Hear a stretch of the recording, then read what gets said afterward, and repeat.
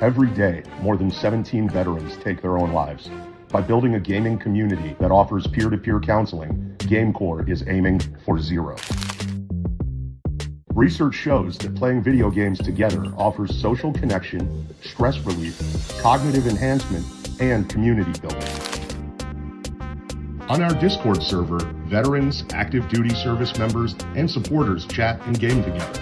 Some casual gaming sessions might only involve 2 or 3 people, while other events might include larger groups and be streamed on the GameCore Twitch channel. Most of the time, there is a GameCore member available to lend an ear to anyone who needs it. Join the Discord server. It's free. We are an inclusive community and we don't require anything of our members. If you want to be more involved, there are always opportunities to volunteer.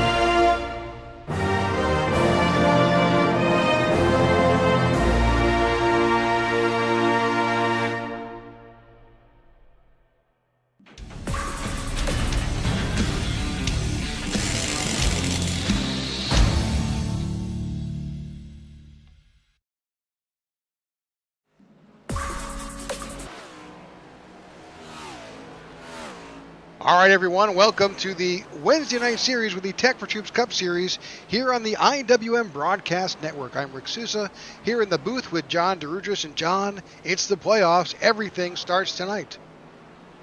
Starts tonight at arguably the most difficult track on the schedule here at Darlington. And we are here tonight. It's going to be a wild race. Love Darlington as a track. Love how you have to fight at every single corner. And this is really going to give us a good idea about who has the best, wheel knowledge behind the car. And I think whoever could win tonight may be a little bit of a foreshadowing in who we could see in the Final Four at Phoenix at the end of the season. So, Rick, let's pull up the championship and the playoff standings and see what we have going on right now with everything. Looking right now, that's our playoffs. Currently with Walker Thomas at the top, had an amazing season. Everybody that is in the top 12 is good. Now looking down below there, you have Sammy Harrell, Michael Anthony, Aiden Lucas, Christoph Hall. But obviously all those guys separated by 10 points. One bad race from anybody really in the top 7 beyond the 16th. You could change your entire season based off of one race.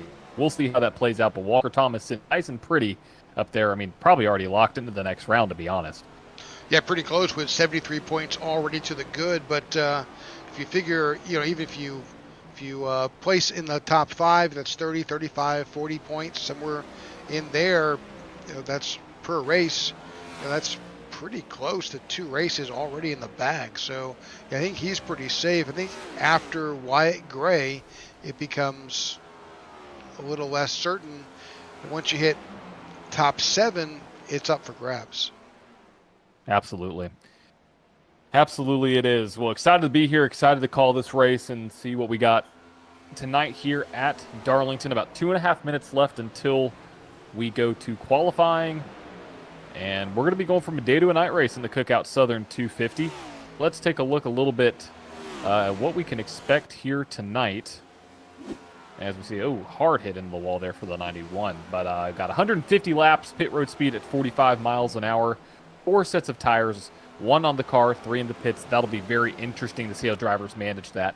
75% fuel and air temp at about 84 degrees. So not too bad. Not too bad for a race temp with 3 green-white checkers. So that's your race information for tonight. I'm very curious, like I said, how the tire management's going to be, Rick. I mean, this track is a cheese shredder. It is a tire shredder, and that's why number 1 here on my keys of the race is save tires. You have to save tires, because if you do that, you're going to have number 2, which is long run speed. So you can sacrifice a little bit on the early run, because if you, there are some times where turn 2 and turn 4 gets pretty sketchy on the long run, so you want to have those tires save as long as you can.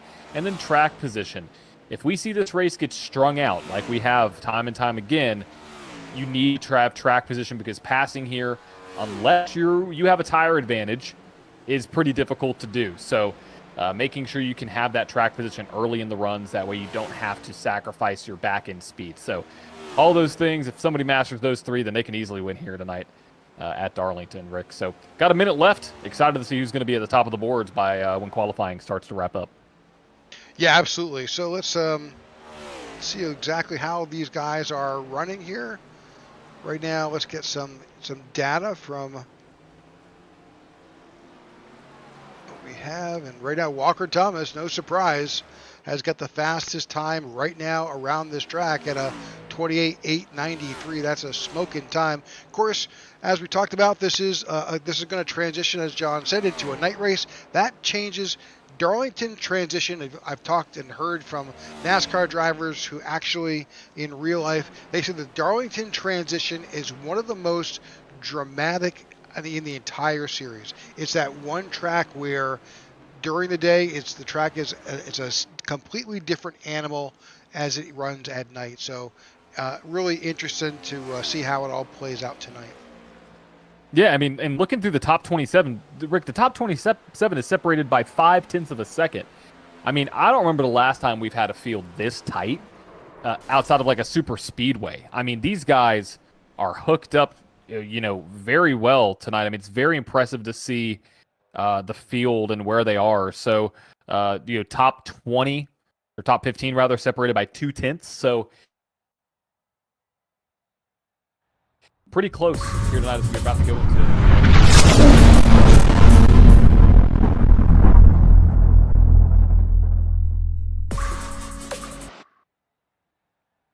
All right, about to go into qualifying here. Let's see who's on track. Yeah, the top 16 separated by 0.2 of a second. Probably one of the closest top 16 fields we've seen at a track.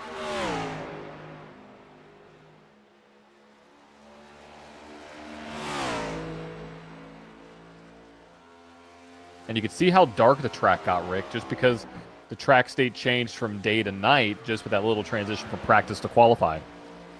Yep, absolutely.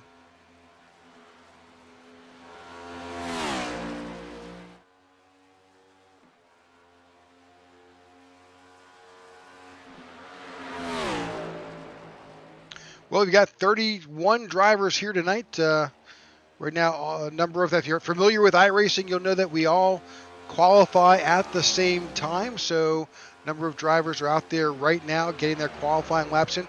Will everyone qualify? Don't know. Darlington's one of those tracks where you could, track position is important, but qualifying, since they're barely separated, you never know. You may want to hang back a little bit. Yeah, I'm curious to see what the strategy is going to be. Right now, Ty Bostic at the top of the board with basically a 29, but a 28.999. Don't remember the last time I've seen a 999 out of anybody, as he just gets knocked off the top step with Luke Bullard going to the top. Oh, Jared Wishart going around. He got his lap in, but all good. And as always, you got to remember, the drivers in blue are the playoff drivers. So those are the guys you want to pay attention to. If somebody wins, they will automatically be locked into the round of 12.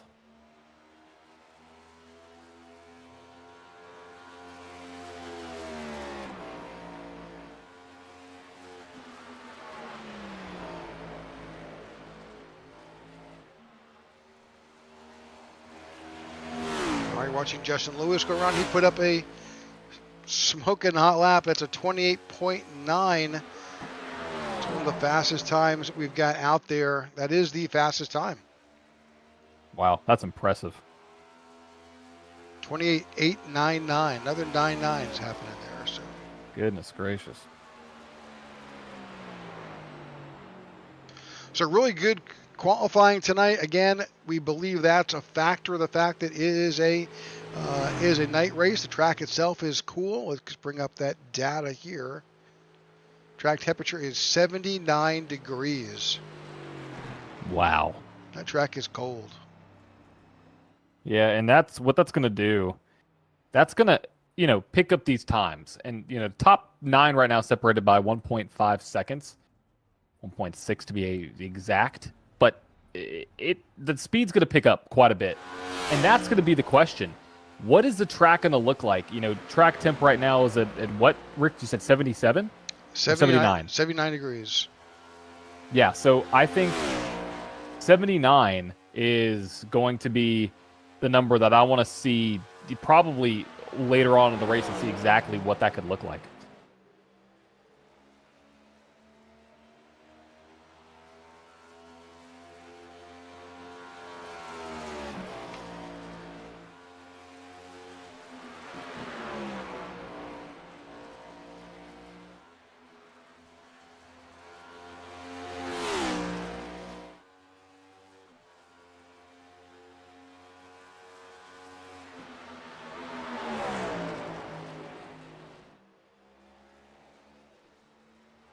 All right, watching Jordan Weaver get his qualifying lap in.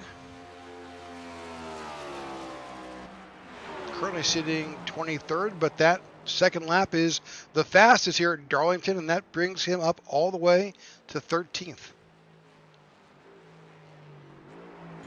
Just 30 seconds left to qualify here. Wyatt Gray is on track now. Currently sitting 22nd, but this is the money lap.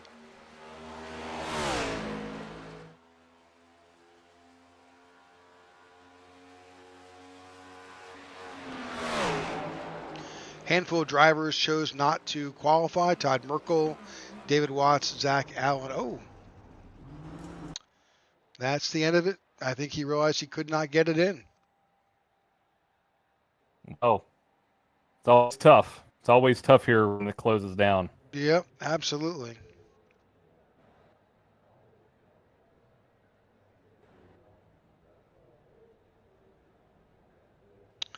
All right, so we're waiting for the drivers to grid up here. Once they do, we'll bring you that current grid. Let's see if we've got that yet. We do. All right, here we go. The first race of the Tech for Troop Cup Series playoffs here, the Cookout Southern 250, brought to you by the IWM Broadcast Network. First in the point standings, first in the track, first on pole, number 1. He's won everywhere. Walker Thomas on pole with Kyle Smalley in second, Marcus Adams in third, Justin Lewis in fourth, Andrew Pileshi in fifth, Luke Bullard starts in P6, Jeremy Brown starts in seventh, Garrett Johnston starts in eighth, Jared Wishin will start in P9 with Ty Bostic rounding out the top 10. William Corinne is in 11th with Roberto Ramirez to the outside.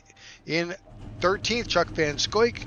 Jordan Weaver in 14th, Maxwell Caldwell in 15th, Michael Anthony in 16th, Aiden Lucas in 17th, Sammy Harrell in 18th, John Ledger in 19th, and Christoph Hall is in 20th.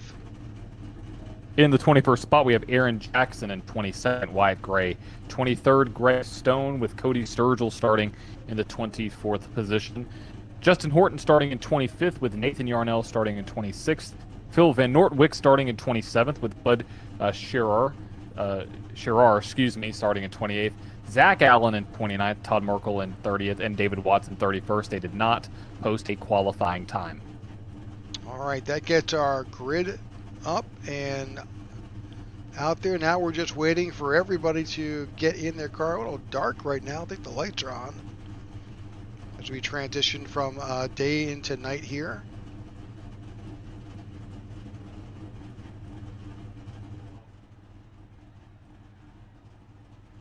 Race car is just getting underway. A few impatient drivers. That's the 81 of William Corinne's like, let's go, dude. Come on, let's get going. Hey, he wants the race. It's time. Yep, absolutely. Can't be sleeping. It's the playoffs. So 150 laps here at Darlington. First race of the round of 16. First race of the playoffs. Looking forward to some great action here. This is one of those classic NASCAR tracks from yesteryear. It is an unforgiving track. Oh, it can just completely demoralize you. It's one of those tracks to where if you start, trying to race it too hard, you will wreck. You will. It's going to be interesting to see how the drivers are able to combat that tonight and how the field will shape out over the next 150 laps. But Rick, here we go. Cars are out of turn 4 right now. Pace car is out of pit road. The 1 and the 51 lead us out of turn number 4. And we have the very first race of the Tech4True Cup Series playoffs underway. Green flag in the air. And the most interesting corner in NASCAR, turn 1 at Darlington. Let's see if they can make it through. Side-by-side racing as we work through to complete our first lap.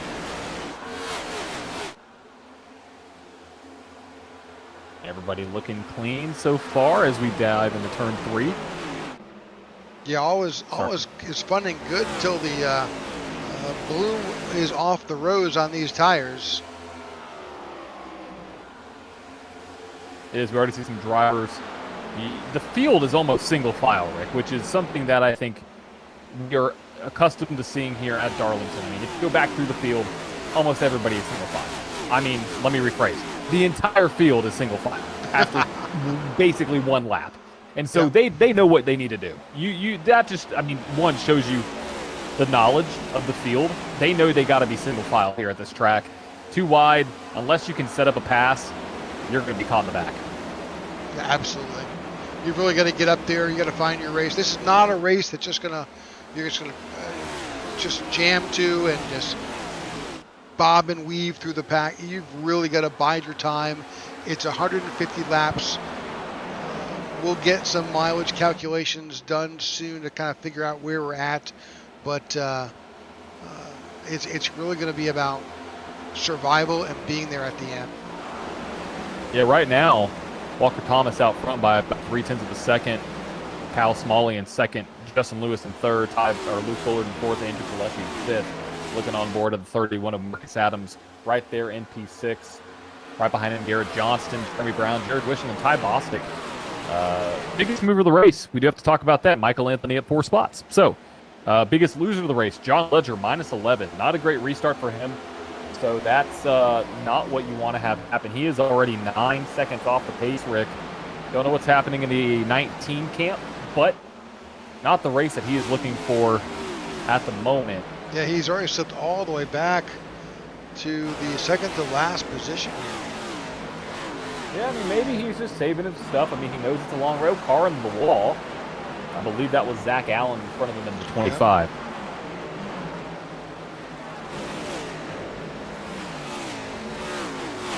Well, as you can see, the entire field is just a full straightaway, but that will stretch out as this race continues. Really, what if you start looking at the numbers, let's bring up some of the last times with these racers. You can see that Walker Thomas did a 29.204 compared to 20th Wyatt Gray 29.634. That's over 0.4 of a second between first and 20th. That's impressive. I mean, that just may be just due to where they are on the field, you know? A lot of times. Oh, caution's out. Back in the. Oh, yep, we have a wreck. Oh, Aaron Jackson, Cody Sturgill involved all the way in the back. Let's see what happened here. Some major front end damage on the 12. Not sure he's able to even get the car together to get back to the pits here. He may have some suspension damage on the 12. 64 is not in bad shape. Let's go ahead and bring up, just figure out what happened. So here we are coming out of turn 4. He's already loose. The back end of the cars go. Does he overcorrect? That's my first assumption here. Yep, overcorrects back into the 18. Yep. 18 might be okay. And then you have the 55. Nowhere to go. That's Nathan Yarnell. He gets into it.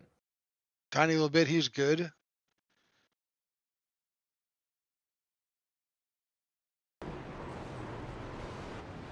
And 64. Is that like Well, his own 64 little... had some contact from somebody else. And he has some rear end contact, so I can only assume somebody got into the back end of Cody Sturgill. Take a look Watching right here. the 64 here. See the car spinning out in front of him. He's backing out, I'm sure. Oh, he just Ooh.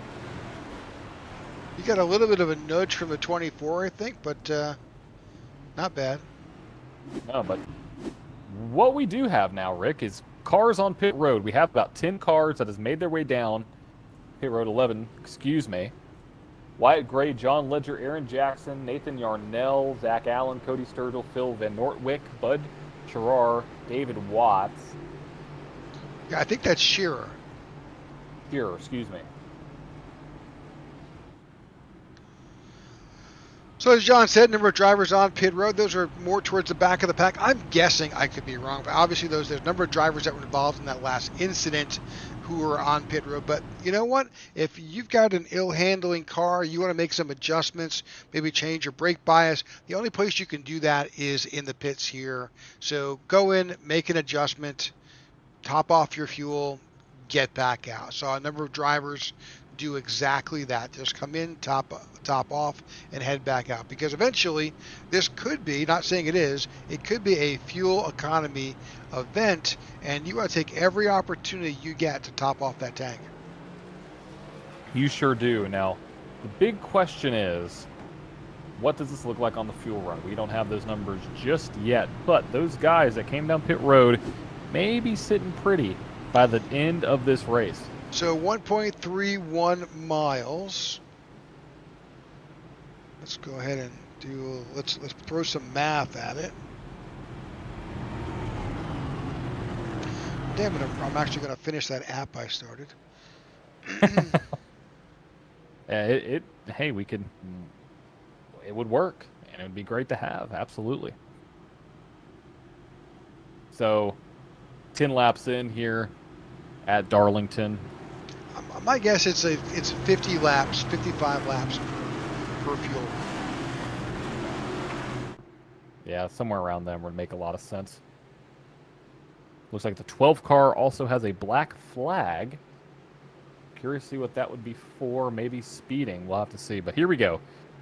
Yep. They are back in the Geico's restart, or I guess whatever the restart thing technically would be called. But we're green flag racing here at Darlington. I'm not sure if they've repainted that that start-finish line here.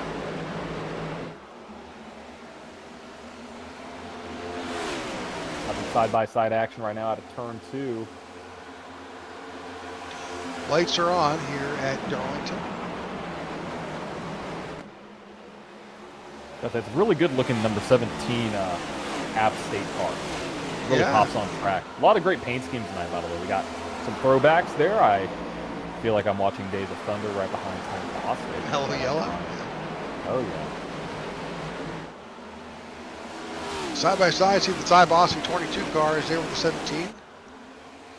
And a number of drivers are getting that Darlington stripe to the outside of their car as they exit out of turn 2. That's really a rite of passage, it seems, here at Darlington.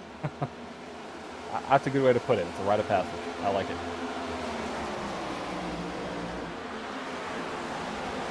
As this field begins to stretch itself out here and go back to single line racing here.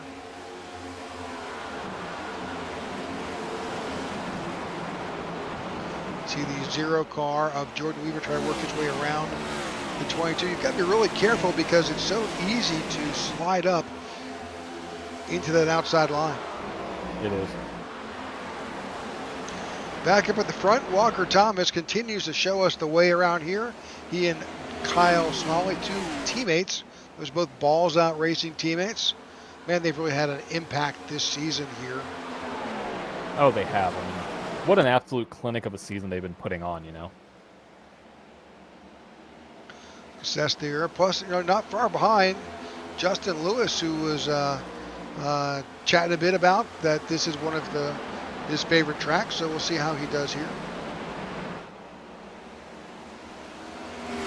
But the goal is, if you're in the playoffs, you want to win. You want to be able to say, okay, I'm done.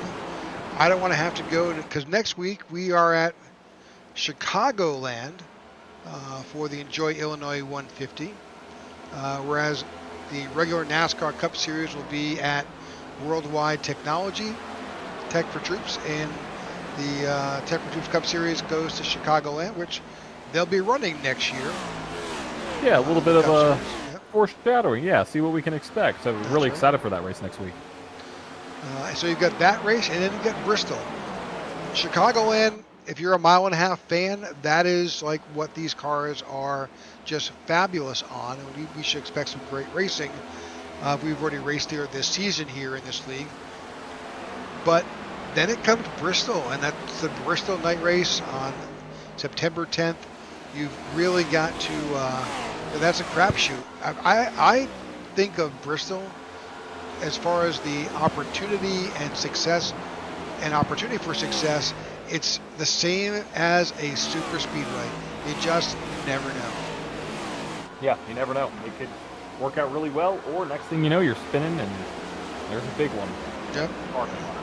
Well, the fact that it's such a small track, it's so easy. One small error, and you're down a lap or two.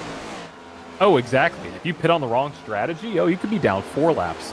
I mean, it's treacherous out there, especially if you pit and the caution comes out. So you really want to space your strategy out there. Speaking of strategy, Walker Thomas is foot to the floor, not going to look at anybody else at this race. He's going to drive away.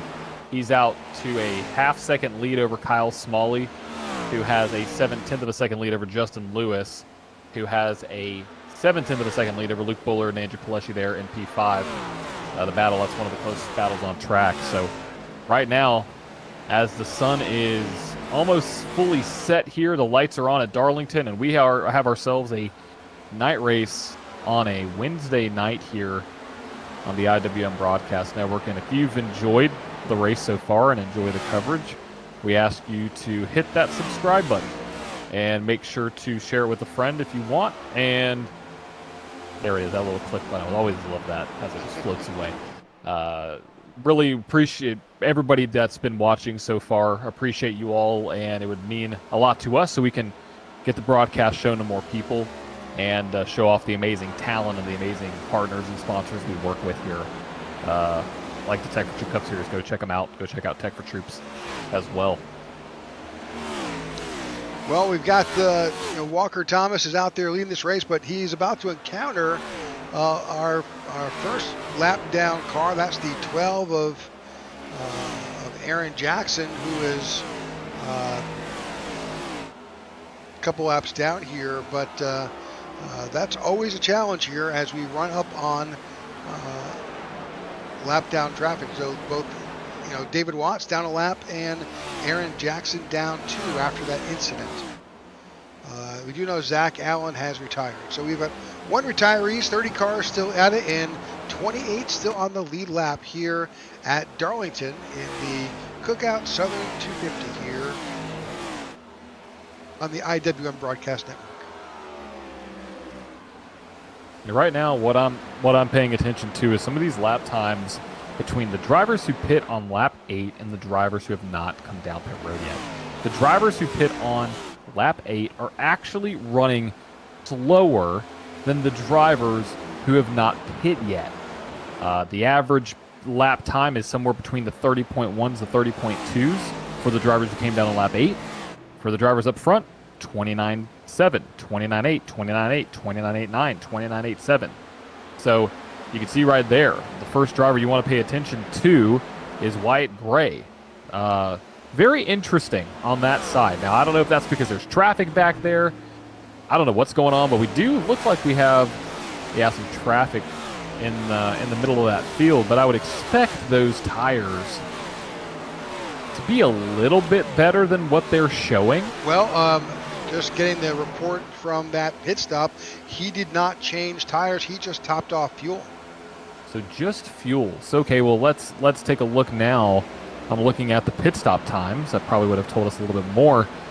It does look like some drivers did take fuel only, like the 71.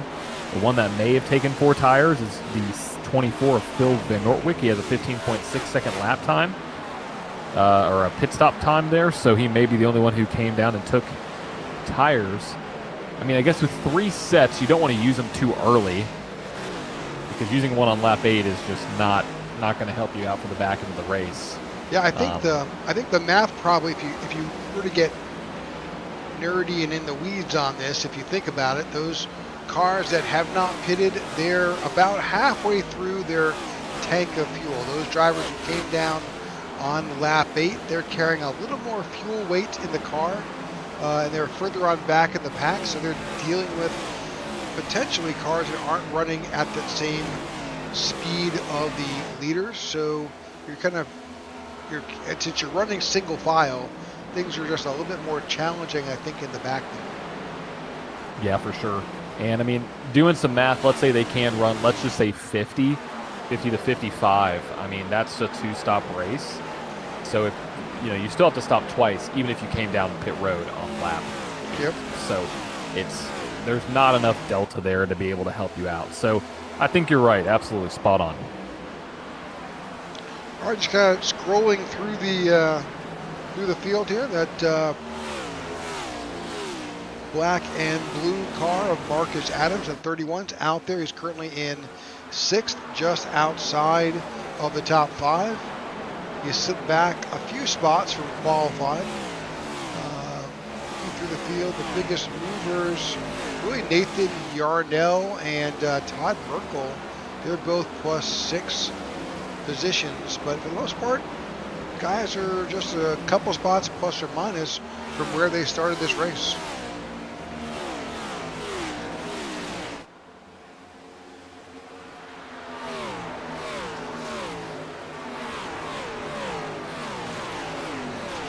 But 29 laps in, Walker Thomas has led every single lap.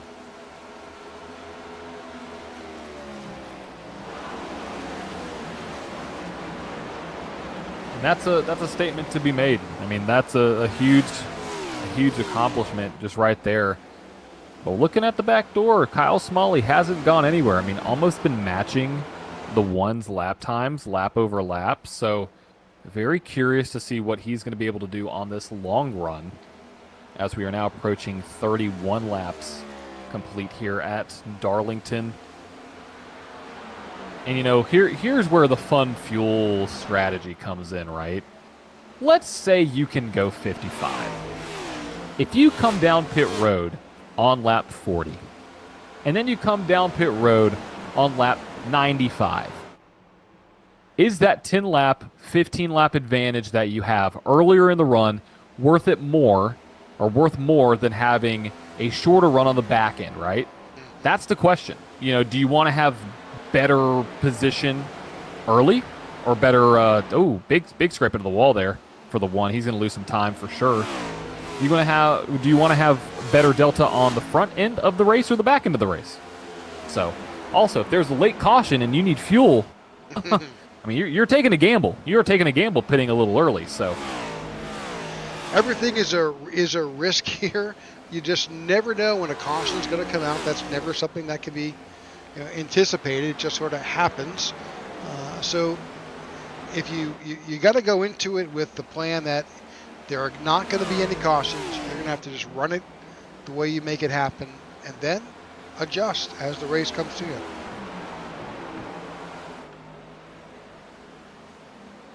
Walker Thomas continues to lead. Really, Walker Thomas, Kyle Smalley, Justin Lewis. Bring up that gap information again. They're really, just doing a great job getting out there and differentiating themselves from the rest of the pack. Whereas you drop back a little bit to these guys here, this is Chuck Van Scoik in the 23. Got Jordan Weaver back there, Jared Wishin. These guys are battling, even right up here.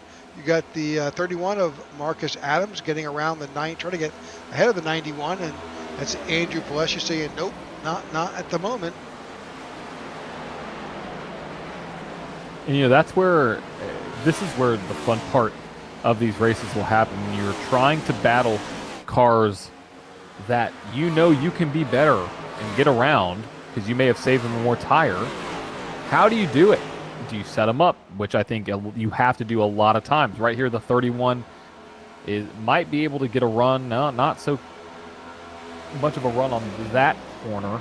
See what he can do in turn 1 and turn 2, because he's been there. And here he goes. He's going to go right up. He's going to have a little bit of a higher line. He's going to arc the same way down. He might have a little bit of a higher exit. So Chuck hit the wall in the back. He's going to get a little run in the back stretch here. And he's really just following right behind the 91. I think that's causing him a little bit of trouble. You have to almost break away as the 91 gets a little loose. Oh, we're spinning the back. Yep. 17 goes around. Is there a caution? No caution yet. No caution yet. No caution. He's backwards on the track. He's okay. Nope, he's doing donuts now. And he is okay. Wow, no caution. That's kind of surprising there from iRacing, but I guess he was down on the bottom side of the track. Let's go back and take a look and see what we can see from our replay booth. See what got the 17 around. Oh, contact with the 23. Yeah, I think the 23 just came on up there a little bit on exit. You do get tight. You can get really tight out of the corners here at Darlington. Watching the seams a little bit. Obviously, that top line's going to somewhat go away. 17's migrating up the track. The 23 migrated up a little bit too much. Just a little bit there. I mean, the 17 looked like he almost kind of squared off the corner a tad. That's a racing deal, I think. For sure. But not what the 17 wanted. Now all the way back in 26th position.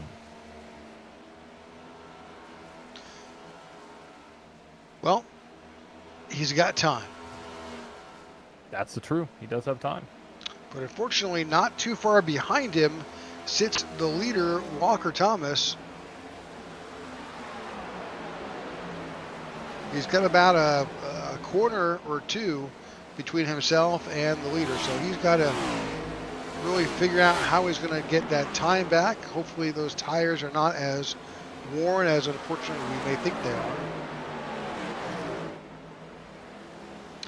40 laps complete here at Darlington in the Tech for Troops Cup Series Cookout Southern 250. We thank you for tuning in tonight to the IWM Broadcast Network. I'm Rick Souza, and here at the booth with my co-broadcaster, John DeRujos, as we are finally in the playoffs here in the Tech for Troops Cup Series.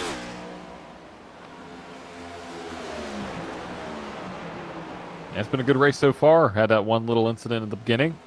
But ever since then, it's been smooth sailing. Oh, here we go. Leader on pit road. So, well, Rick. Yeah, exactly.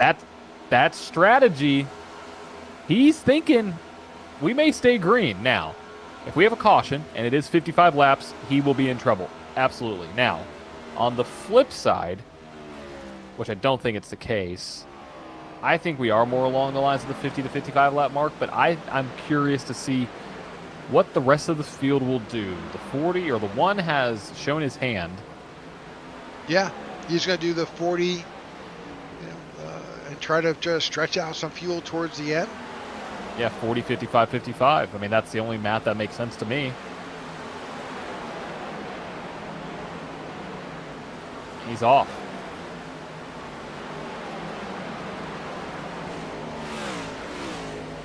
.95 second lap time. Leaders are still running 3/10 off their slowest, or let me rephrase, 1 second off their fastest lap.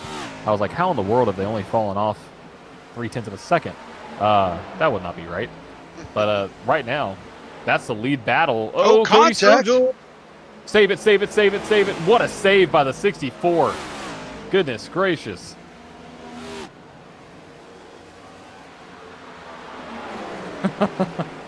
Wow, a little contact with the leader there, but the 64 pulls it off, keeps it together.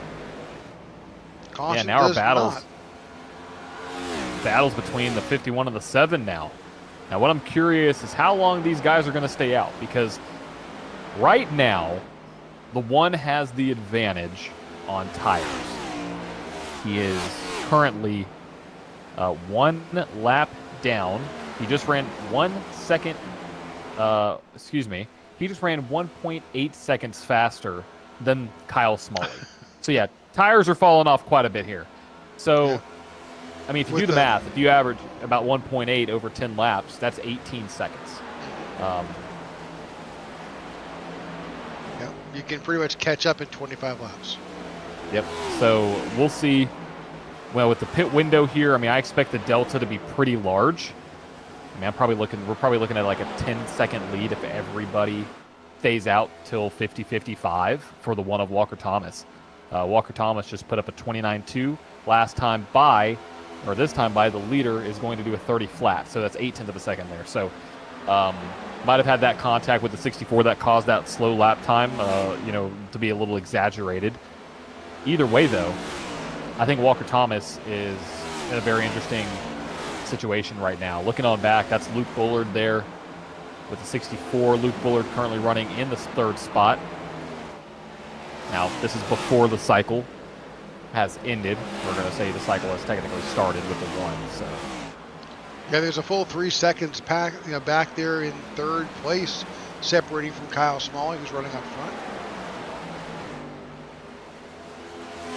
But if you're Kyle Smalley, you've got this gap between yourself and 3rd place, and you're already 48 laps in. When do you pull the trigger? In fact, maybe that's their decision. I'm gonna go in early, and you take the tail end of the run, and we'll see how it all plays out.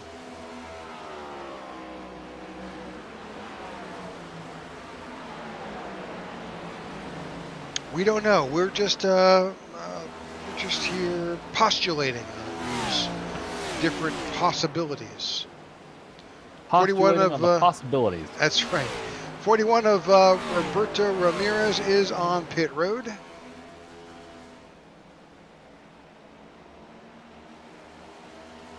We'll see what he's going to do. He's our second taker right now on lap 49. Technically is when he came in. Yeah, I mean, looking at the last lap time, Walker Thomas 29.4, leader 30.3, another 9/10 gain right there. Here's another. I mean, Go ahead. I was going to say, whoa, here comes the 51. Yep. At lap 50. So what we did think that one of the things to consider here is that the time it takes you to get on pit road, get your stop, and get back off is nearly 54 seconds. Wow. So you're going to go a lap down. Both Kyle Smalley and Nathan Yarnell both coming down onto pit road. David Watts is in the pits for, I'm guessing, some scheduled repairs. This is where we're going to see the true delta between how quick that 51 can be getting off pit road comparatively to the 1 of Walker Thomas. The 1 has unlapped himself as of this moment. I need to double check that that is accurate. It doesn't look like he has not unlapped himself. No. We're watching Kyle Smalley out. 14.98, very similar to Walker Thomas's stop. Nathan Yarnell 15.23, a little bit longer. So Marcus Adams takes over the lead here at Darlington at lap 53. Oh, contact in the back. Around. Did he save it? They're still wrecking. Hold on to it. 34. He's okay, kind of. These guys on pit road better hope that there's no caution, but that 64 got caught up in another incident. Oh, he's going to slide up the track. You want to get off as quickly as possible here. Yeah, I mean, it is treacherous. Oh, my goodness. Well, here's where, a number of drivers on pit road: Jeremy Brown, Andrew Paleshi, Justin Lewis, Greg Stone, Cody Sturgill on pit road. These guys are running. This is lap 54 that he's running. So, again, we talked about it. You can get to lap 55 That's the magic number for, in my opinion, you know, one stop, and then whether you do that, you could take the midpoint and do 40 laps and then go long at the end. But what we're seeing here is it is treacherous out there. Yeah, also, I think the 7 has a black flag. That is not what Justin Lewis would want. But also, I'm looking at the gap right now between Walker Thomas and Kyle Smalley. The gap was 8 seconds. It's now down to 5.5, 5.4, 5.3, and closing in. Last time by was a 29.2 for Kyle Smalley. Last time by for Walker Thomas was a 30.3. So this is where that delta is going to start to dwindle away for the 1. Now, the 1 has 9 lap older tires than the 51 of Kyle Smalley. So will they be able to catch, or will the 51 be able to catch the 1 in time? Now, I kind of like what the 1's doing, because tires should just equalize, here in a couple laps, I think. I'm curious to see how big the delta will be here about lap 60. My guess it's probably going to be somewhere in the 2.5 to 3 second mark. Right now it's at a 4.4. So. All right, 57 laps complete here. We're watching your leader, was your leader, Walker Thomas, after his stop. See how quickly he can get back up through the field. A number of drivers, lap 57, back up front with Marcus Adams. He has not stopped. A number of drivers have not gone in. See a couple now go in. So right now, the drivers who have not pitted, Adams, Weaver, Van Scoik, Bostic, Caldwell, have not pitted. Wow. He may be coming in now. He's already dropped down low. Yes. Your leader is coming onto pit road, as well as, I believe, the 0 of Jordan Weaver. So now here's the other philosophy. If you can go, almost 60, go 59, do you go 59 and then you go 118, so you have a 30 lap run on the back end, right? Yeah. Could you do that? That's the question. Or do you sandwich it in the middle? I don't know. Or whatever works out. But I'd rather have more fuel on the back end, personally. Yeah. Just in case that green-white checker comes out, that pesky one that nobody wants to see. Yep. Not sure what happened to Maxwell Caldwell.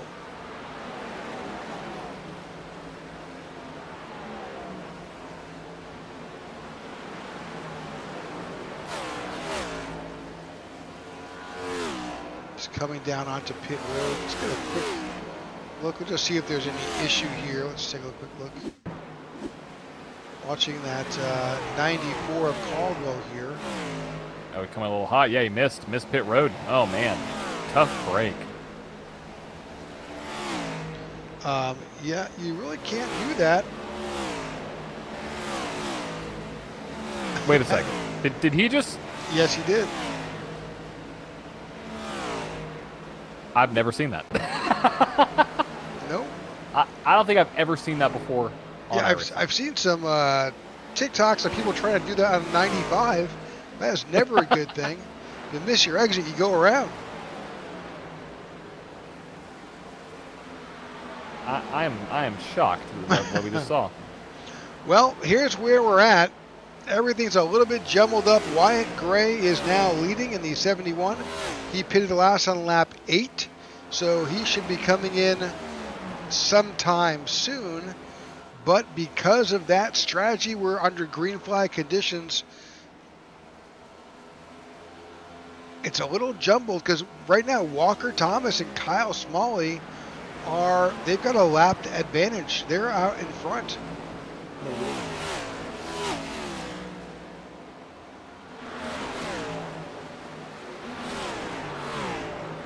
Now, looking at the gap between Kyle Smalley and Walker Thomas, it actually has sustained at 4 seconds. And Walker Thomas is on 22 lap old tires. Good old Kyle Smalley is on 13 lap old tires. So that's the delta right now, 4 seconds.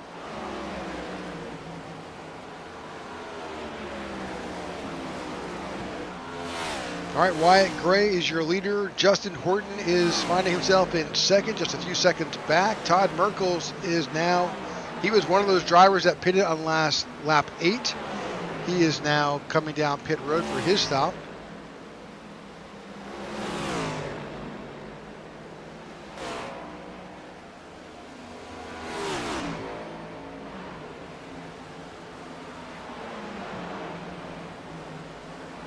Looks like William Corinne in the 81 has also retired. And the driver has hung it up for tonight.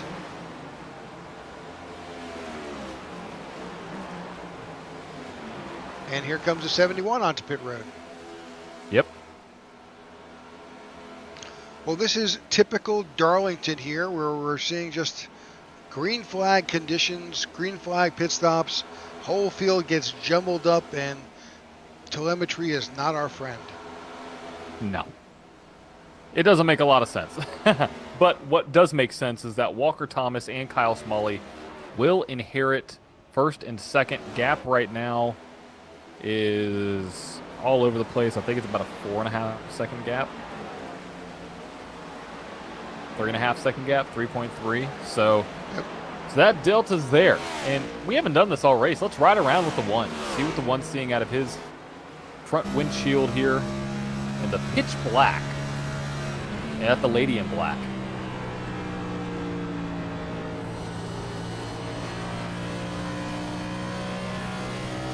In fourth gear, doing the downshift.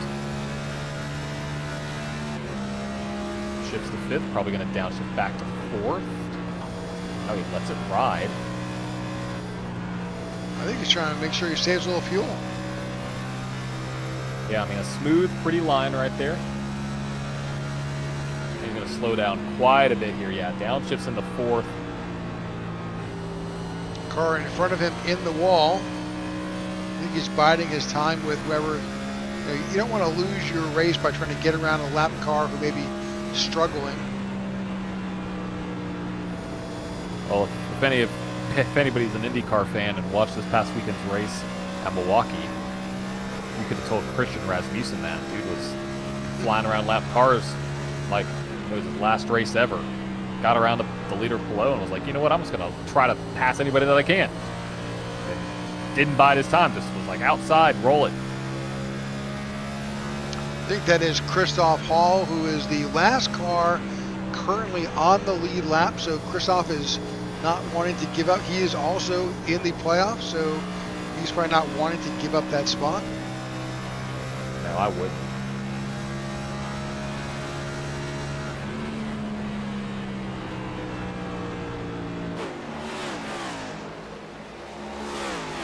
Walker doing a great job of that, like, low midline. Oh, watch the basically. 12. Oh, hard hit into the inside wall. No caution. Playing a little bit of bumper cars here. Of course, you know, with those, with that inside retaining wall and that outside, you can keep them typically pointed in the right direction here, but eventually, suspension damage is going to end your night. And Now, here comes the 94. yeah, that's Caldwell and Lewis right behind him. A little more than a Darlington stripe on that number 12 car, Yeah, unfortunately. he's got the Darlington stripe. He's got the Darlington nose. He's got the Darlington left side. Yeah. I will say the lady in black has won against the 12, unfortunately. Yep. But hey, he's still going around, so he's still trying to put up a fight.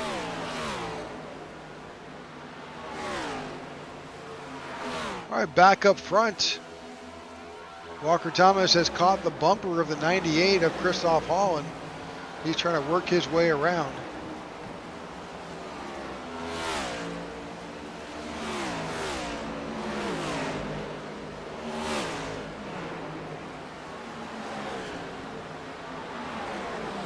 Finally, Walker says, okay, enough. Like, I'm going to go by.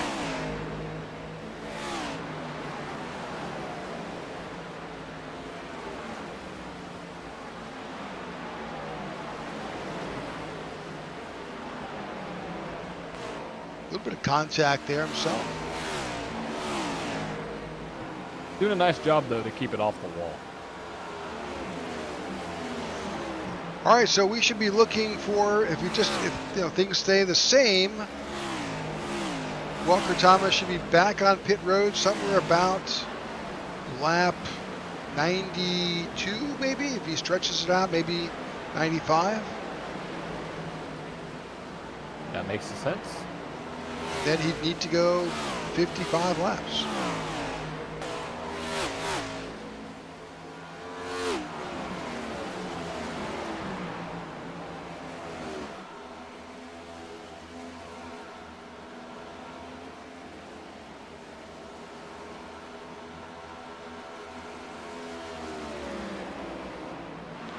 Something happened to Luke Bullard a lap or two ago. Let's go back and see what happened to Luke Bullard here.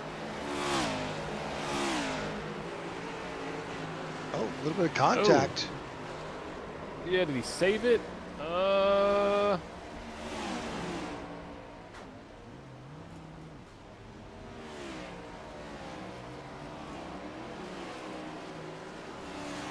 no, the cautions have not been flying tonight. Very I think interesting. I think everybody's just spun to the bottom side of the track. You know, it's like when iRacing sees a car spin in the grass, they don't automatically throw a caution. Well, here at Darlington, there's no grass. So, I wonder what that threshold is. I wonder what line it is, you know? Well, clearly we saw Caldwell miss pit road, backs it up, and enters, and no caution. Yep.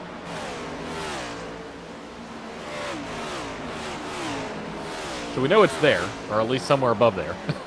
So, 19 hit the wall, got some damage on the right side, letting the leader go by. Oh, he's carping the wall again, not sure who that is. Might actually be the 3 of Luke Bullard.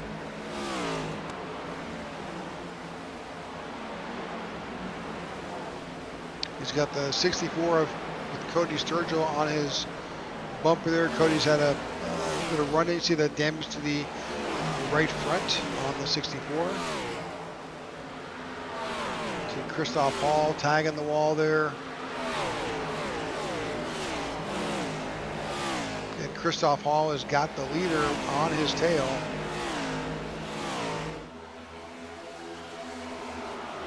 No, I'm sorry, that's Cody Sturgill, rather 64. So he's trying to figure out how he can stay relevant tonight as the leader goes around. And then Luke Bullard is there. Luke is the last car on the lead lap.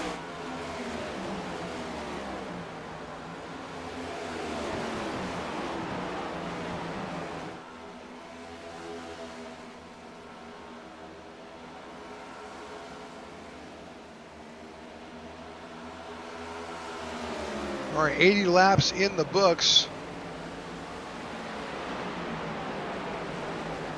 Looking through pit strategy. 41, that's Walker Thomas. Oh! Contact between the 3 and the 1, Rick, sorry. There was contact there between the leader and Luke Bullard.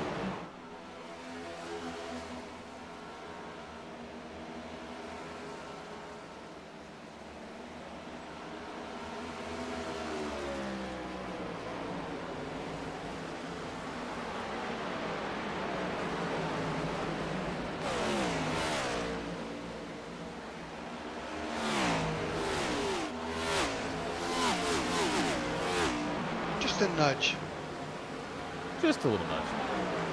A little nudge and a shove never hurt anybody, right? All right, 81 laps complete. That's 40 laps on this set of tires and fuel for the 1. Also on that same strategy is Sammy Harrell, came in lap 42. Those are the only 2 on the lead lap on that strategy. Man, I tell you, the going back a little bit farther. Let's see where I just saw a lot of action going on. There it is. Oh, right here. There's some. Oh boy. There's a lot of action. That's Christoph Hall and the 17 of Jared Wishing that were kind of a bit of contact there. 64 of Cody Sturgill's back there as well. He's struggling to keep it between the lines.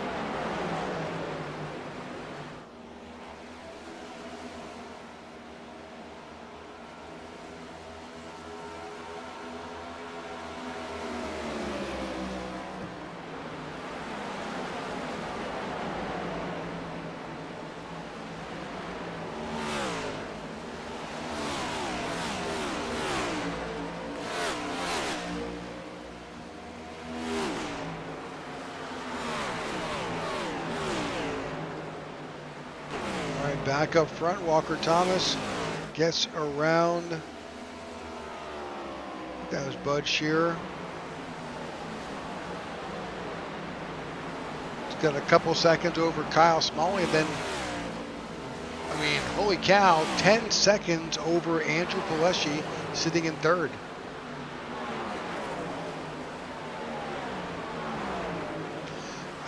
With all the contact I'm seeing, John, on that right side, coming out of turn 2, I am shocked that there are not a bunch of damaged race cars on pit road. Oh yeah, no, I mean it's pretty amazing right now at this point.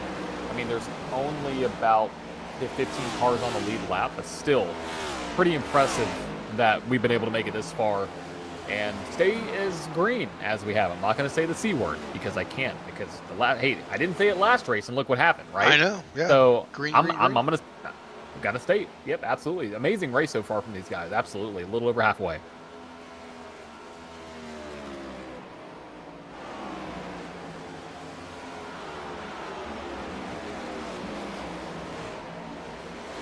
think we're, if I look at other drivers here, we've got some more time here. Those that pitted on lap 58, they're not due in for a while.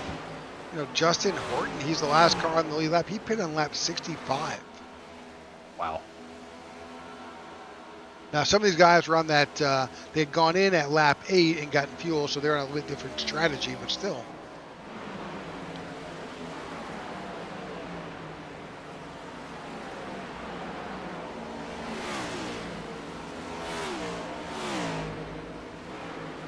I think right now the leader has got the last car on the lead lap in front of him. That's Justin Horton trying to get around him. Justin does have fresher tires by about 24 laps. But his last lap time was a 31.6, and your leader was up 30.19, so pretty close. That's kind of the tail of the tape. Look at the last time. It really is. Yep.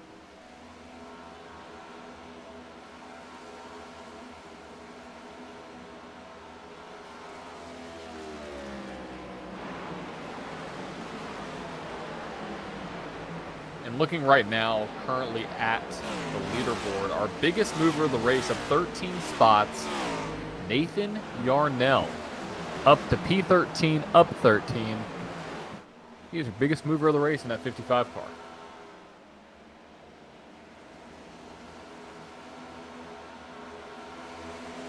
Yeah, starting all the way back in 26th.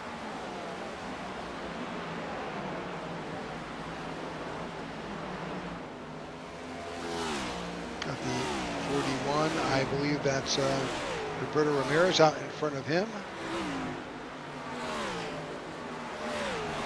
He's trying to get around the 41, seems, and goes. 41 is making his way really hot onto pit road. He's got a black flag for speeding. I figured that would be the case. Yeah, he was. Did he think maybe he just forgot? Should I slow down here? It's like watching some of those old replays where there were no speed limits on pit road. Man, it was crazy. Oh, I mean, it was wild. Absolutely. I mean, it's dangerous and wild, right? Yep. Here's Walker Thomas. Yep, the one. On pit road here on lap 93. This is really his money stop because he could he? I don't know if he can. That's 57 laps. Well, you know. I mean, I think he can make it. I think he can make it.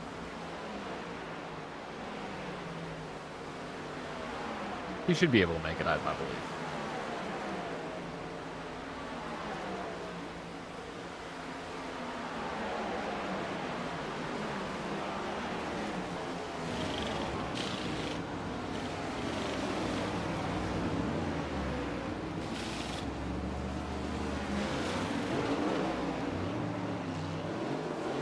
Oh, and caution's out.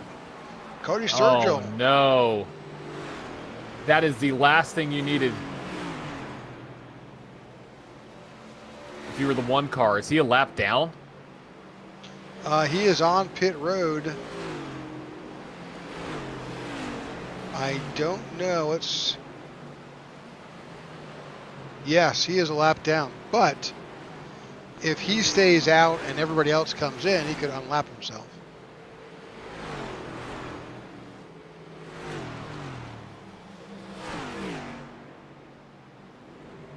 Yep, that is very interesting because this just now puts everybody on the same strategy. It's a 55 lap event.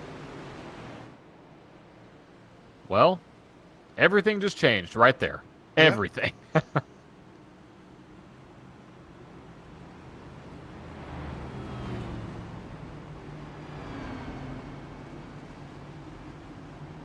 All right, keeping an eye on those cars pitting and who may not pit. I don't know why you wouldn't pit at this time, but no, Justin Horton could stay out, but why not come in under yellow? Exactly. Jared Wishin.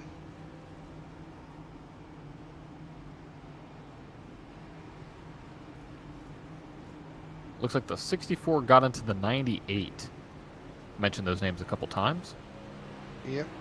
Or I guess those numbers. Maybe go back and take a look and see exactly what happened there.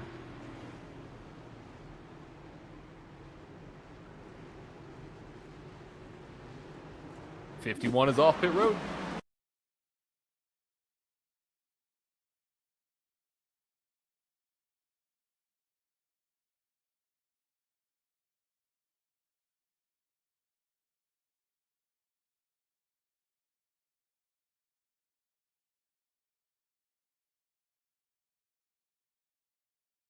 Now these are teammates right here. I was just going to drive them up the track. I mean, 64 is driving in way too hot. Nowhere to go.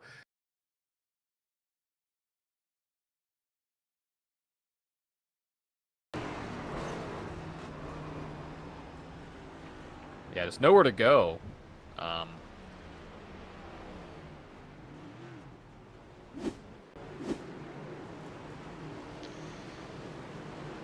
All right. And that's going to be, it's unfortunate for the one, Walker Thomas, because he's all the way back in 11th now, Rick.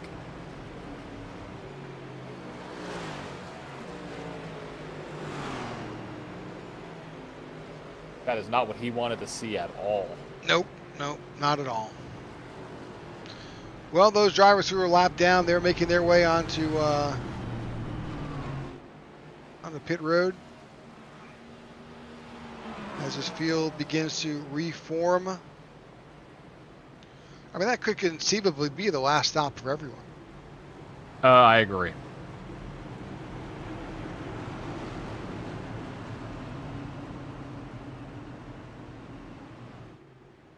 I mean, it realistically could. And I don't know what the 15's doing right here, but the 15 is last car on the lead lap or lap down. Yeah, they're double file again. I think they extended it. Yeah, he did. Just got word from race control. Yep. I'm not sure what the. Yeah, I don't know. I have no idea what the 15 is. He needs to be waved around. Because was he the lucky dog? That's the question. No, now he's stopping. Nope. I don't know. iRacing will figure it out. They'll either assess a penalty or hopefully commute to tell the driver just what he's supposed to be doing. So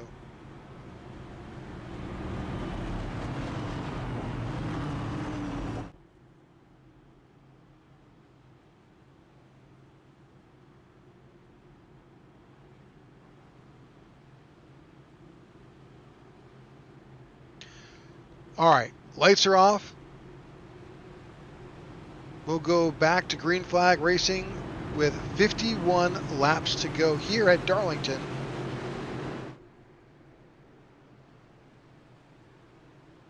And if you thought this race was going to get pretty wild, well, you better watch this restart because I think this is going to be pretty wild. The leader, Walker Thomas, is now back in 11th.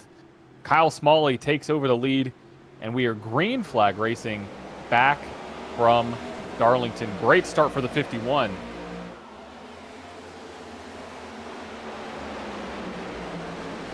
'91 is on the outside and turns that into second place as we transition from double file to single wide. A little bit of action in the back. Yeah, I think car on the wall, 3 wide. That's the one of Walker Thomas squeaking by. I think he saw that and said, "Nope, I'm done. I'm out of here." Yep, I'm going, folks.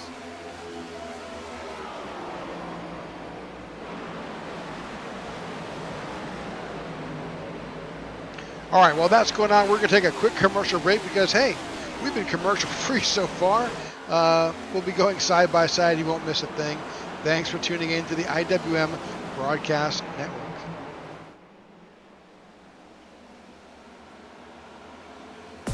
Hello, my name is Jack Raymondson. I manage business development here at Tech for Troops, and I'm my second year with this amazing veteran nonprofit owned and operated by veterans for veterans. I served in the U.S. Marine Corps as an amphibious assault crewman from 1992 to 1996. I also served in the U.S. Coast Guard from 2002 to 2007, joining after 9/11 as an operations specialist, then serving as an instructor of Coast Guard training center at Yorktown. I also spent many years as a first responder volunteering as an EMT and fireman. I'm here at Tech for Troops because I believe in our mission to empower veterans and their families with the gift of computers and technology training, as well as our outreach to help curb veteran suicide while providing a safe and meaningful community where veterans are treated with respect and dignity. We are aiming for zero veteran suicide through gaming and other program opportunities. We help veterans regain a new sense of purpose and help them see they have a brighter future ahead of them. It truly is an honor and my pleasure to serve my fellow veterans and help give them a leg up. 2024 is Tech for Troops' 10th anniversary year, and I ask that you help us support our veterans and their families with a computer donation and or greatly needed financial contribution so we can help every last veteran in need. Together, you and Tech for Troops can be change makers. Thank you. All right, welcome back to the Tech for Troops Cup Series here on the IWM Broadcast Channel. 104 laps in the books here at Darlington. First round of the playoffs. Kyle Smalley out in front. He has been battling his teammate Walker Thomas, who unfortunately had gone in to for his regularly scheduled green flag stop, and then the caution came out. That changed the complexion of the race, certainly has made it a challenge for the one of Walker Thomas as he tries to battle his way back up through the field, currently back in 10th. Yeah, it's going to be very interesting to see how he's going to be able to battle his way back up through here because it's not going to be an easy task. He's faster, but it's not going to be an easy task. We talked about at the top of the broadcast, it is just super hard to pass. And you know what? You're out there battling with drivers who have all gotten fresh tires, have all gotten fuel. You know, those cars are back to what it was. Oh, the 71 of Wyatt Gray, just all over the place. Oh, and there's a wreck in the back. Yeah, we're wrecking in the back. Can't see what car it was. It was Sammy Harrow, I think.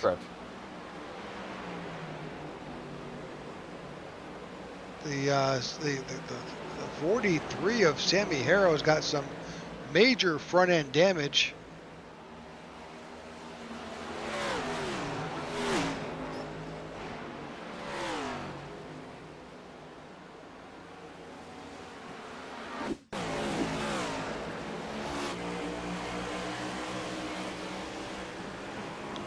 Oh, geez. Yeah, let's go back and look at that really quick. Hold on. Go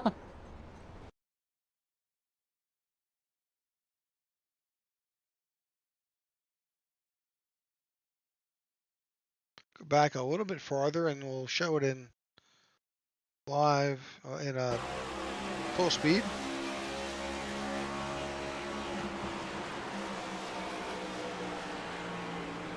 Another driver driving low.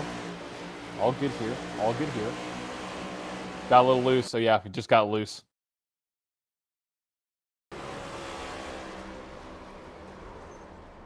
But the caution does not come out. Kind of impressive, honestly.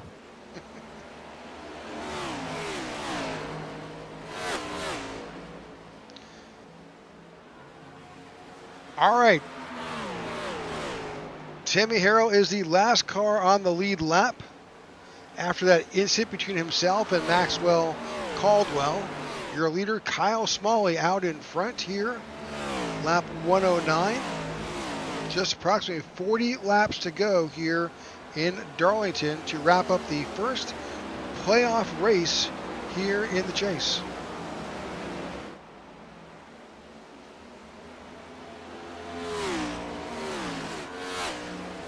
Going to be interesting to see what exactly is going to happen at the end, because I don't think Walker Thomas without a caution is going to make his way back up through the field, Rick. No, he's picked up another spot to 9th,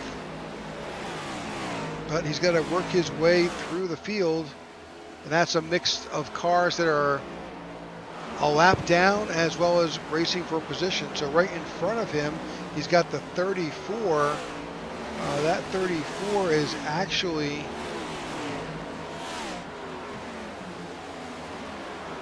at least one lap down. That's Aiden Lucas. Yep. No, I'm sorry, he's 4 laps down. He's trying to get around the 24. He's 3 wide.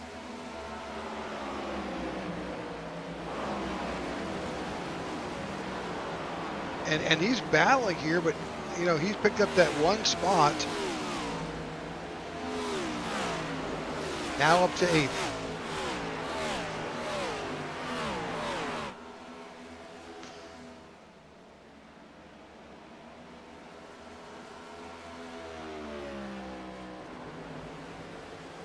Merc, we got 37 laps to go. Kyle Smalley out front. Biggest mover of the race, though. Nathan Yarnell up 17 spots now. Great run for him. Absolutely.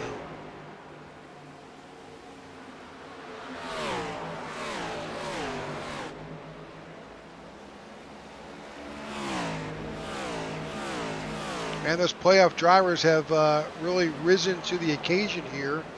You're looking at that tower. You can see the top 8 drivers are all playoff drivers. Really, you know, Wyatt Gray is in 10, so really 9 out of 10 of our top drivers are playoff contenders.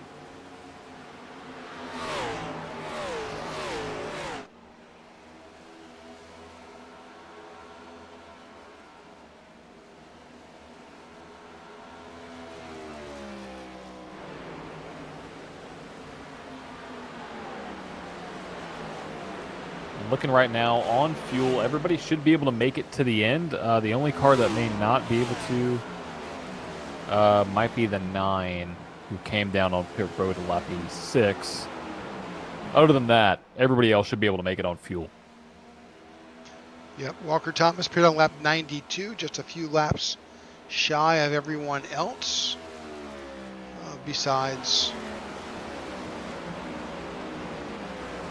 interesting, I think maybe the telemetry is off. I show Maxwell Caldwell pitting on lap 59. Yep, I guess he's the only one. Yes, that would be correct. Yes.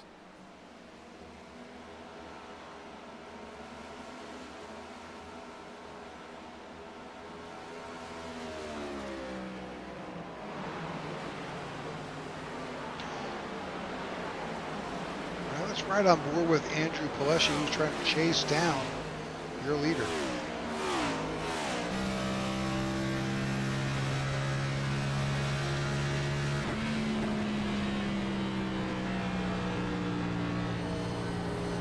He is really using that downshift to 4th gear to slow that car going into 3. Oh, yeah, absolutely. It's doing wonders too. It's doing a great job. And what we're seeing, most drivers are staying in 5 through 1 and 2. The only downshift we see is coming into 3.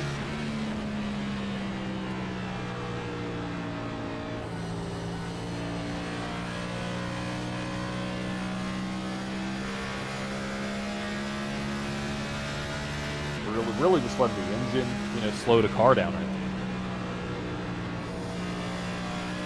I think Kyle Small is coming up on some lap traffic.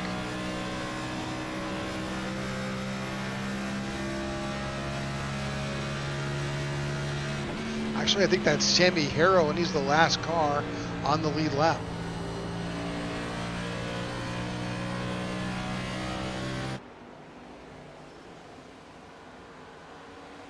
I was gonna say that the 43 is, when he's in it for position, is hard to get around, but I think he just gave it up. Said, okay, no worries. Yeah, I'm right there with you.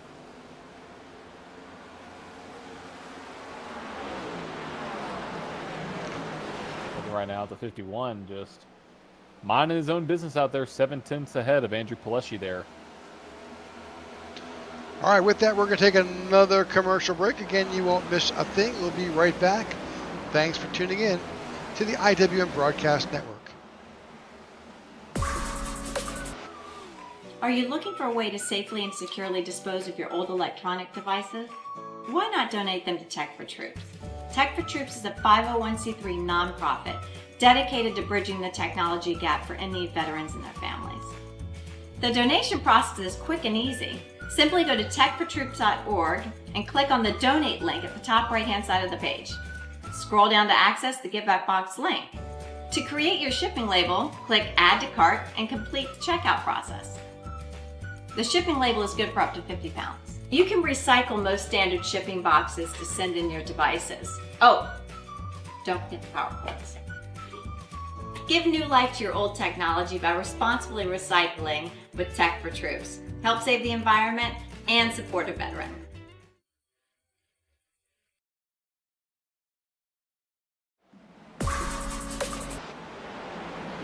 All right, welcome back to the Cookout Southern 250 here on the IWM Broadcast Channel. Tech for Troops drivers are battling here with just 27 laps to go to wrap this up here. Your leader, Kyle Smalley. Our eyes are on Walker Thomas, who's currently sitting 8 positions back. He was actually out there up in front till an untimely caution set him back.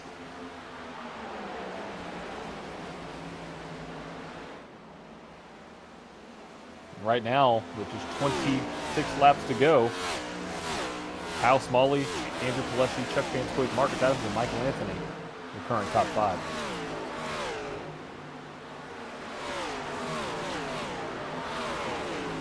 These guys are battling back there, trying to get around. See the one trying to get under the 22 of Ty Bostic. That is for position. That is for 7th right there. And Bostic is not willing to give it up. On his tail, he got the 34 of Lucas. That is not for position. Yeah, 22 might have let him go just a little bit right there. Nathan Yarnell, 55, is on pit road. Interesting. He was our biggest mover of the race. Walker Thomas Now that probably got a little loose there. Yeah, just a little bit.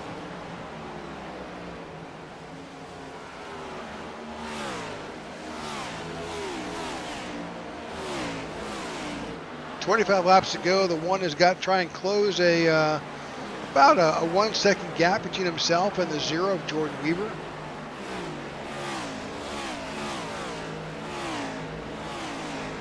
Right now, your leader, Kyle Smalley, Andrew Pileshi in 2nd, Chuck Van Scoik in 3rd, Marcus Adams in 4th, Michael Anthony in 5th. Really, the top 7 is dominated by the Balls Out Racing group. That's Smalley, Michael Anthony, Jordan Weaver, and Walker Thomas. That's 1, 5, 6, 7. Wow. They always perform.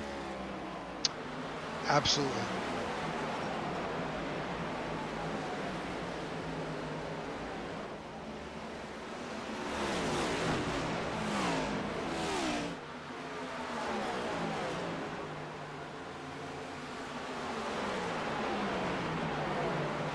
That's the tail of the tape right there for pit stops. And right now, pretty fierce battle going on right here. We've got the one of Walker Thomas trying to make his way through the field. There's Justin Lewis who had that issue. Yep, Justin Lewis is not wanting to give up that position. Fortunately, the 7 is laps down as the 1 sets his eyes on Jordan Weaver. That's the next position he's trying to run down. That's his teammate. In fact, he's going to go through 2 of his teammates.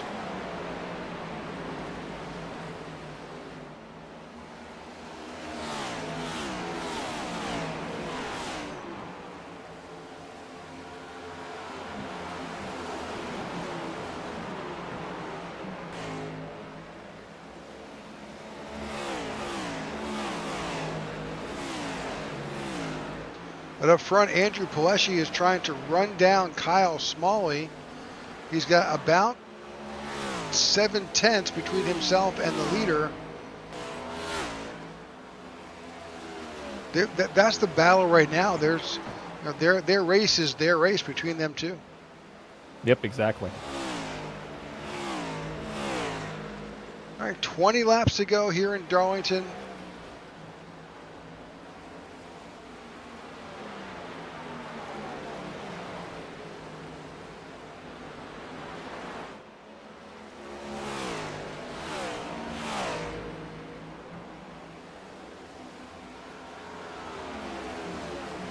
Kyle Smalley out in front. Andrew Pileshi trying to work his way back and challenge him for the lead. Not much time left, but he's within striking distance, but you got to wait for a mistake. That's the only way I see it. Oh, for sure.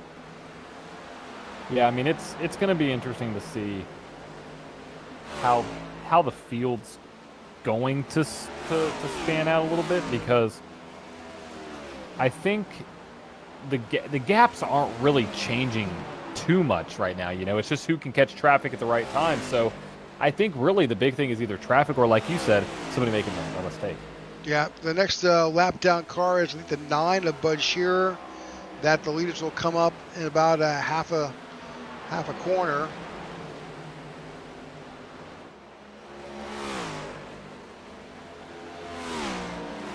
Andrew Pileshi is back because he's trying to work his way around the 12 of Aaron Jackson. Jeremy Brown's on pit road. He's showing a meatball flag. He must have got some kind of damage through the telemetry. I don't see what happened to him, but he is on pit road with damage in that 07.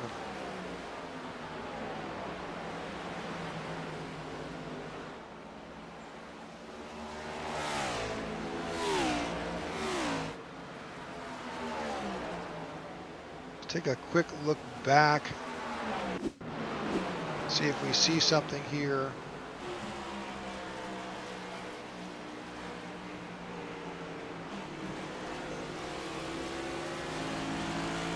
Loose out of turn 4.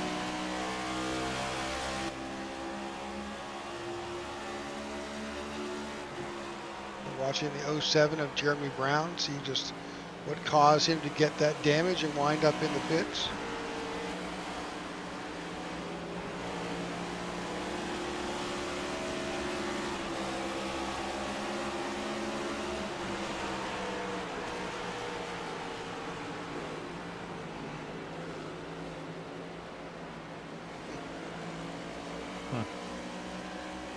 Don't see anything in particular that would have caused.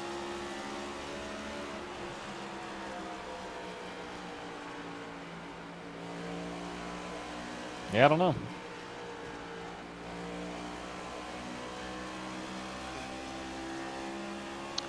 All right. But whatever it was,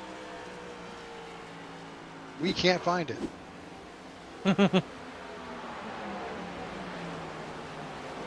All right, 13 laps to go. Leaders should be able to make it on fuel. The only one that might be stretching a little bit is that guy right there, the one of Walker Thomas, who now makes his way up to 5th place. Now, Rick, he's going to hate that spot. He's not going to be happy. The only way he will be happy is if he wins the race.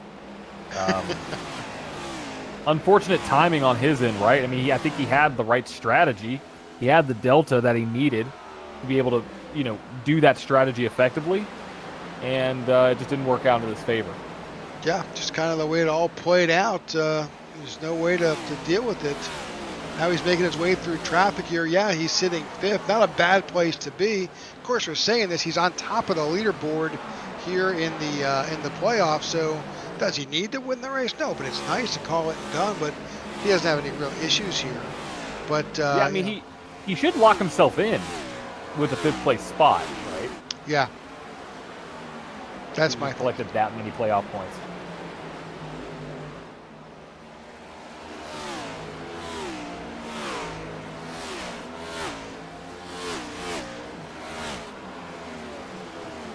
But his next sight, if he's not happy with 5th, is to chase down 4th. That 4th car is Michael Anthony. He's got about 3 or 4 tenths between himself and the 31 of Marcus Adams, who we can see out of his windshield. Yep.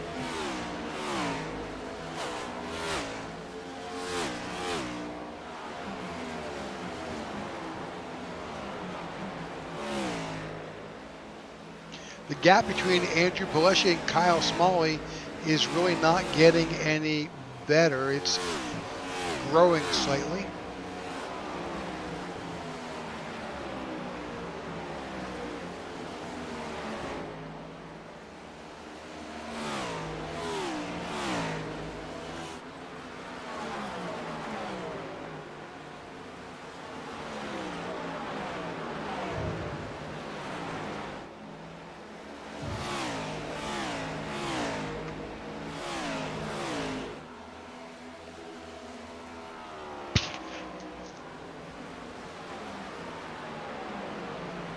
Now with 8 laps to go, the gap has somewhat stabilized to about 0.8 of a second.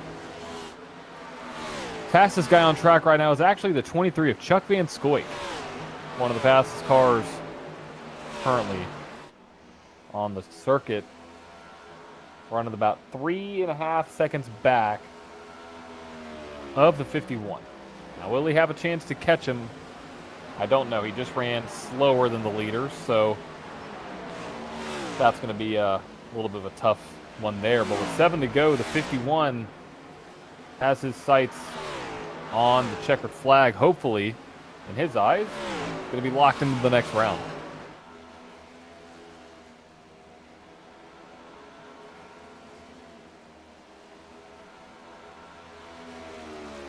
Going back up to the leader, though, of Kyle Smalley.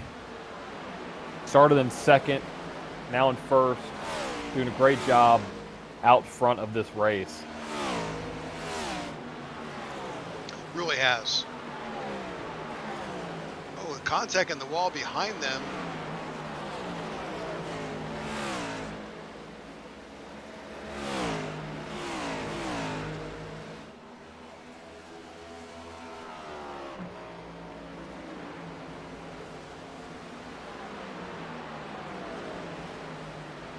All right, 5 laps to go here. Kyle Smalley is your leader out in front. He is cutting some lap traffic in front, but on his tail, Andrew Palesci, that gap is still about just under a second as he tries to close that gap on the leader. Cars that are not in the chase, in the race, are sliding down to let these leaders get around them. That's just good sportsmanship. Just 10 cars currently on the lead lap. I was watching the gap. The gap got down to about 6 tenths. Now it's back up to 8. It was fluctuating the last little bit of time. So This 51's trying to get around these lap down cars, but not so easy. No, To in the fact, 98 in front of him, Christoph Hall. yeah, that's Christoph Hall has had the leader on his tail a number of times tonight. There he is. He says, "Okay, I'm done. Go ahead." Andrew Pleshy also gets around that car behind. See if the 98 allows him to get by as well.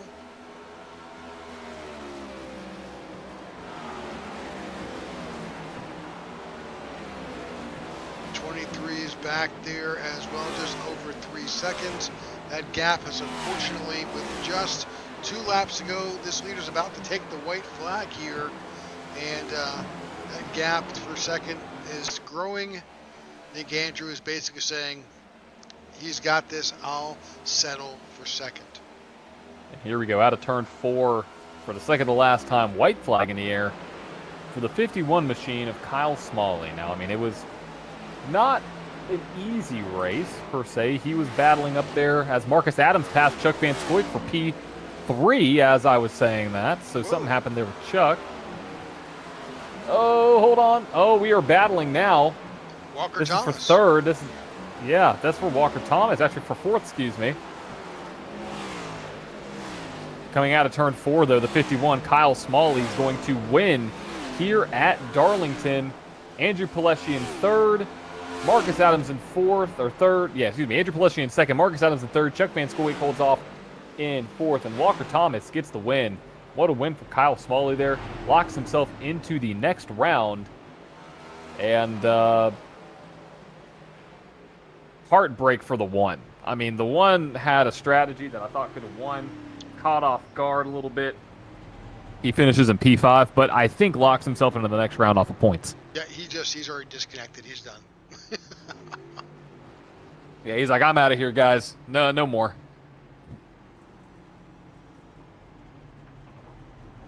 All right, 51 works his way back to the start-finish line.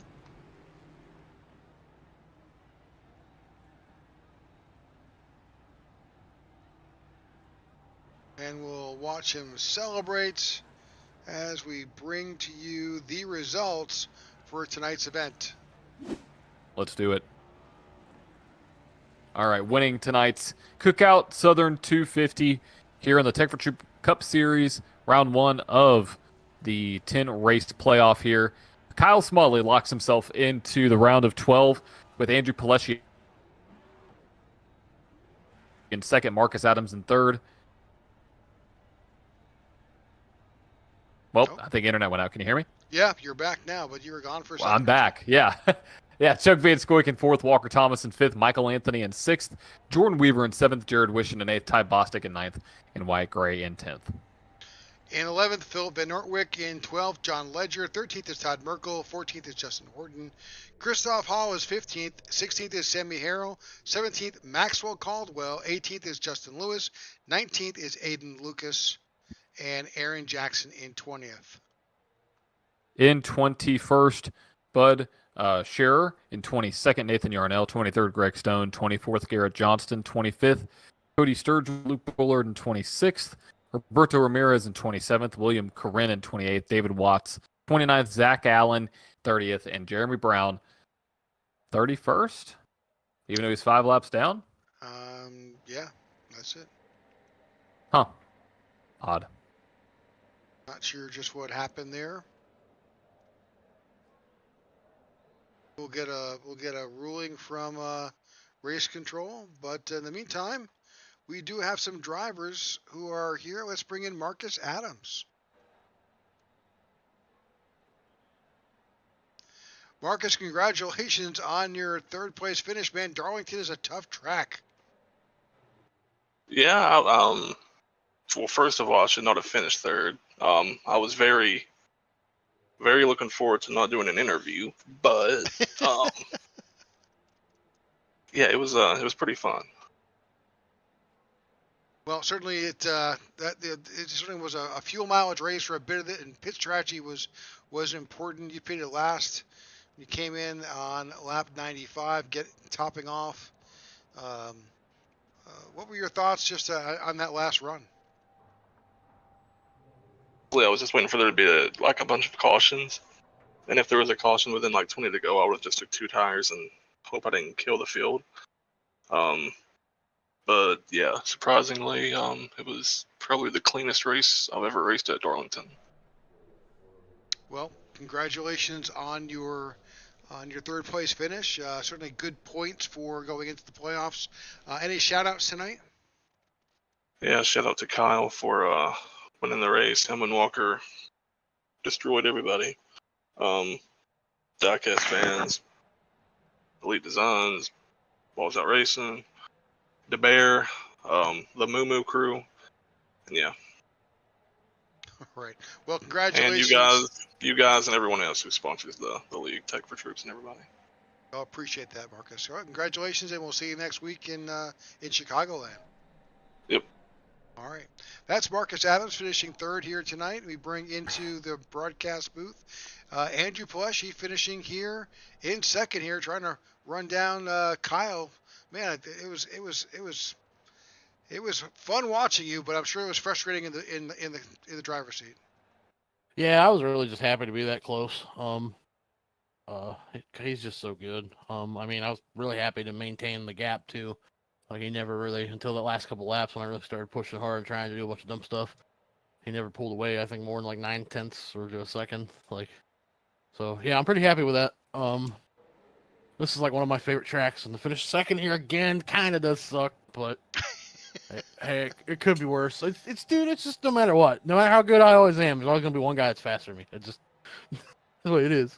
Well, I tell you, it could be worse though. You know, I mean, everyone wants to win, but in the playoff, in the playoffs, good points can be had from second place.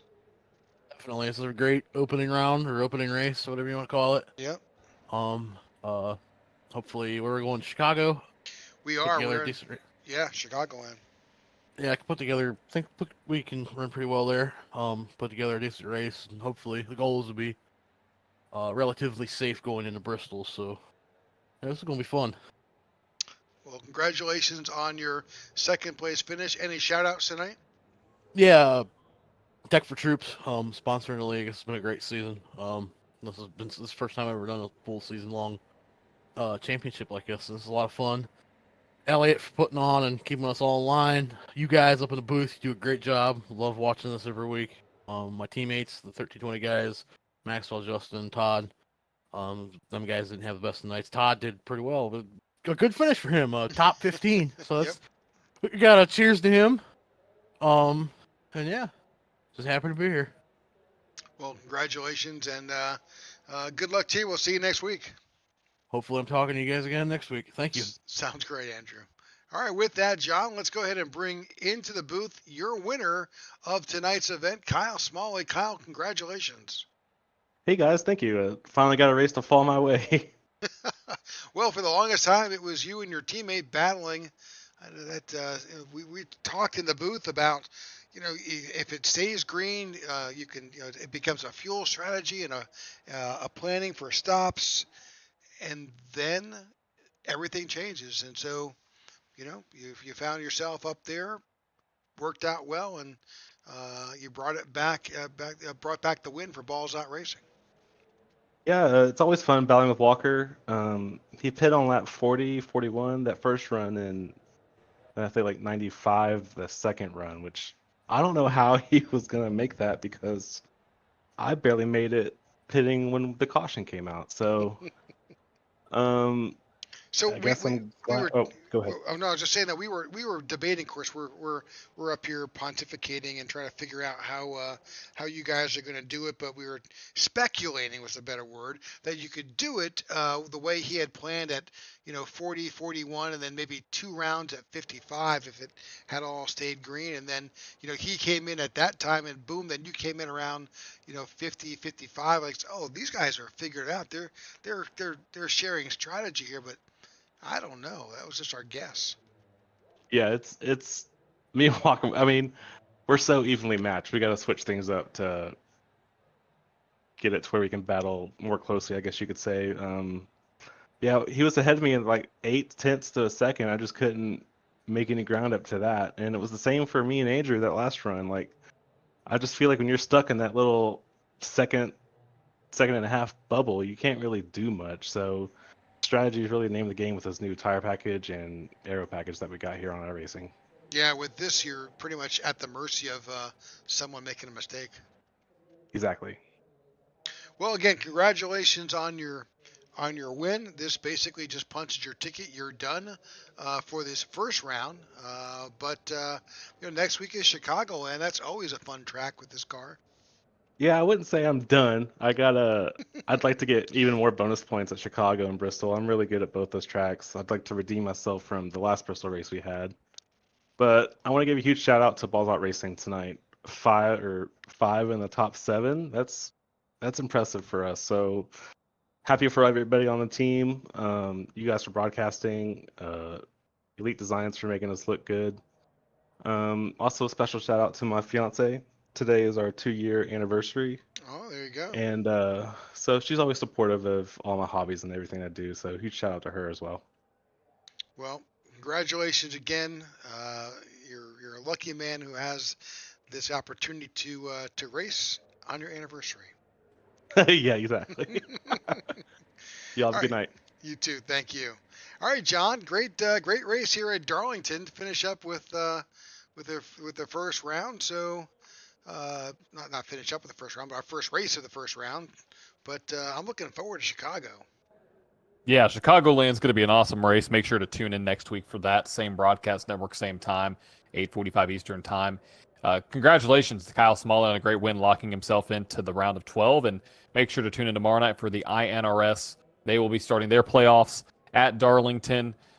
Same broadcast network, different night, same time, 8:45 Eastern time.